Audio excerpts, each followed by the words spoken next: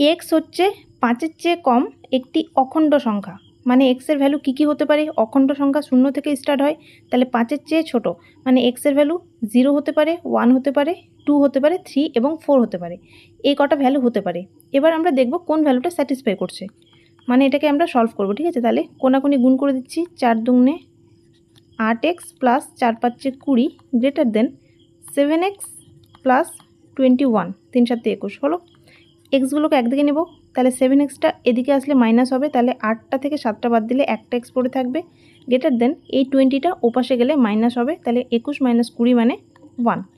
এবার দেখো, তাহলে আমরা এক্সের দুটো কন্ডিশন পেলাম, যে এক্সটা হচ্ছে 1-এর চেয়ে বড় হবে এবং কোশ্চেনে দেওয়া আছে এক্সটা 5-এর চেয়ে ছোটো হবে। ঠিক আছে, তাহলে এই দুটোকেই স্যাটিসফাই করে এমন কোন কোন ভ্যালু আছে? 1-এর চেয়ে বড়, 5-এর চেয়ে ছোটো এবং অখণ্ড মানে গোটা সংখ্যাগুলো। তাহলে 1-এর চেয়ে বড় 2 হবে, 3 হবে, 4 হবে, 5-এর চেয়ে ছোটো বলেছে, তাহলে এই কটাই হবে। ঠিক আছে, তাহলে 2 3 4 অপশন এ।